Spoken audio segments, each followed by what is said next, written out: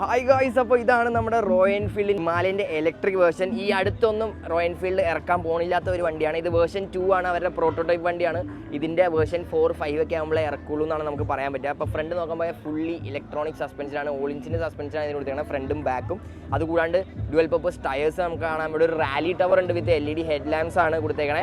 അപ്പോൾ ഇത് കണ്ടിട്ട് എനിക്ക് തന്നെ 2 ബാറ്ററി പാക്ക് ഉണ്ടാവും. അതുകൂടാണ്ട് ഇവിടെ നമുക്ക് ഒരു കൂളൻ പൈപ്പും കാര്യങ്ങളൊക്കെ. അപ്പോൾ നമ്മുടെ മോട്ടർ എനിക്ക് തോന്നുന്നു കൂളിംഗ് സിസ്റ്റവും റേഡിയേറ്ററും കാര്യങ്ങളൊക്കെ ഇതിൻ്റെ അകത്ത് അവർ കൊടുത്തിട്ടുണ്ട്. പിന്നെ നമുക്ക് ചെയിൻ ഡ്രിവൺ ആണ്, ബെൽറ്റ് ഒന്നുമില്ല, അപ്പോൾ ചെയിൻ ഡ്രിവൺ ആണ്.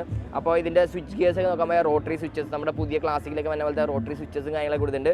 അപ്പോൾ ഓവറോൾ വണ്ടി ഇത് ഫുൾ സ്പെക്ക് ചെയ്ത് ഇറക്കിയേക്കാണ്. അതായത് അവർ പറയണത് ബ്രെംബോയുടെ ബ്രേക്സ്, നിസിൻ്റെ കാലിപ്പേഴ്സ്, അങ്ങനെ കുറേ കാര്യങ്ങളുണ്ട്. അപ്പോൾ ഇതെല്ലാം ഇതിൻ്റെ അകത്ത് അവർ പ്രോട്ടോടൈപ്പ് ആയതുകൊണ്ടാണ്. പക്ഷേ റോഡ് വേർഷൻ വരുമ്പോൾ കുറച്ചും കൂടെ അഫോർഡബിൾ ഇലക്ട്രോണിക് സസ്പെൻഷൻ ചിലപ്പോൾ ഓപ്ഷനൊക്കെ ആയിട്ടായിരിക്കും ഉണ്ടാവുക. പക്ഷേ ഇത് കണ്ടിട്ട് ഒരു അടിപൊളി അഡ്വഞ്ചർ ബൈക്കായിട്ട് തന്നെ എനിക്ക് തോന്നുന്നുണ്ട്. കാര്യം ഇതിൻ്റെ സ്റ്റാൻഡ്സും നമ്മുടെ